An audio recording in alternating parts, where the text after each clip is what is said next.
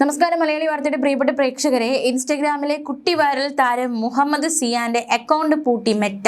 ഈ സംഭവം നമ്മൾ കഴിഞ്ഞ ദിവസങ്ങൾ അറിഞ്ഞിരുന്നു. കുട്ടി സഖാവാണ്, താൻ സഖാവായതിൽ അഭിമാനിക്കുന്നതടക്കമുള്ള ഒരു വീഡിയോ കുട്ടി പങ്കുവച്ചിരുന്നു. പിന്നാലെ പിണറായി വിജയൻ ലാൽ സലാം എന്ന കമന്റ് ഇട്ടിരുന്നു. എന്തായാലും അവരുടെ ഇൻസ്റ്റഗ്രാമിലെ ആ ഒരു അക്കൗണ്ട് പൂട്ടിയിരിക്കുകയാണ്.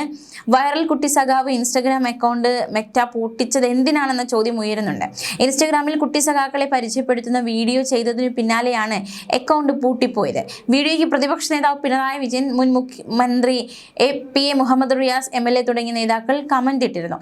24 മണിക്കൂറിനകം 2 മില്യൺ വ്യൂസ് വീഡിയോയ്ക്ക് കിട്ടിയിരുന്നു. അക്കൗണ്ട് തിരിച്ചു കിട്ടാൻ അപ്പീൽ നൽകിയിരിക്കുകയാണ്. അതേസമയം ഈ ഇൻസ്റ്റ അക്കൗണ്ട് പൂട്ടിപ്പോയതിൽ സങ്കടമുണ്ടോ എന്ന ചോദ്യം മാധ്യമങ്ങൾ സിയാനോട് ചോദിച്ചു. പക്ഷേ സങ്കടമില്ല എന്നാണ് സിയാൻ പറയുന്നത്. നമ്മുടെ മനസ്സിലാണ് ചെങ്കൊടിയെന്നും ഇനിയും വീഡിയോ ഇറക്കുമെന്നും സിയാൻ പറഞ്ഞു. നല്ല റീച്ച് കിട്ടിയ പേജാണ് മെറ്റ നീക്കിയതെന്ന് സിയാന്റെ പിതാവും പ്രതികരിച്ചു. പിണറായി വിജയൻ അടക്കം വീഡിയോയ്ക്ക് കമന്റ് ഇട്ടെന്നും വിഷയം സൂചിപ്പിച്ച് മെറ്റയ്ക്ക് മെയിൽ അയച്ചിട്ടുണ്ടെന്നും സിയാന്റെ പിതാവ് പറഞ്ഞു. ഇൻസ്റ്റഗ്രാമിൽ കുട്ടി സഖാക്കളെ പരിചയപ്പെടുത്തുന്ന വീഡിയോ ചെയ്തതിന് പിന്നാലെയാണ് അക്കൗണ്ട് പൂട്ടിപ്പോയത്. മികച്ച റീച്ച് ഉണ്ടായിരുന്നു, ലക്ഷക്കണക്കിന് ആരാധകർ ഉണ്ടായിരുന്നു ഈ പേജിന്. ഈ പേജാണ് നഷ്ടമായിരിക്കുന്നത്. മുൻപ് തിരഞ്ഞെടുപ്പ് വേളയിൽ പിതാവുമായുള്ള ബെറ്റിൽ തന്റെ സ്ഥാനാർത്ഥി തോറ്റതിനെ തുടർന്ന് സിയാൻ മൊട്ടയടിച്ചിരുന്നു. അതായത് പാർട്ടി തോൽക്കുകയാണെങ്കിൽ താൻ മൊട്ടയടിക്കുമെന്ന് ബെറ്റ് വെച്ചിരുന്നു. പിന്നാലെ പാർട്ടി തോറ്റപ്പോൾ തന്നെ മൊട്ടയടിച്ച് അത്തരത്തിലൊരു വൈറലായ കുട്ടിയാണ് സിയാൻ.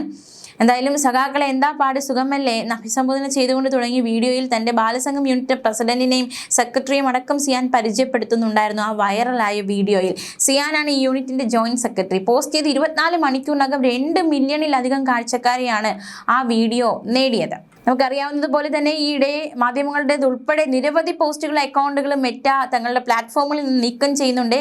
മുഖ്യമന്ത്രി VD സതീശനെതിരായ ഫേസ്ബുക്ക് പോസ്റ്റുകൾ അടക്കം നീക്കം ചെയ്യപ്പെടുന്ന സാഹചര്യം ഉണ്ടായി.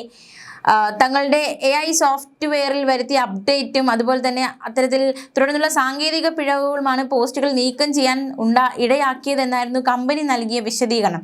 അക്കൗണ്ട് പൂട്ടിപ്പോയതിൽ സങ്കടമില്ല എന്ന് കുട്ടി പറയുമ്പോൾ പോലും അത് എത്രത്തോളം വിഷമകരമാണ്. ഇത്രയും റീച്ചുള്ള, ഇത്രയും ഫാൻ ബേസ് ഉള്ള, അല്ലെങ്കിൽ ഇത്രയും ഫോളോവേഴ്സ് ഉള്ള ഒരു പേജ് പൂട്ടിപ്പോകുമ്പോൾ അത് ഉണ്ടാക്കുന്ന ഒരു വലിയൊരു സങ്കടം അത് വലുത് തന്നെയാണ്. എന്തായാലും സംഭവവുമായി ബന്ധപ്പെട്ട് അക്കൗണ്ട് വീണ്ടെടുക്കാനുള്ള ശ്രമങ്ങൾ നടക്കുകയാണ്.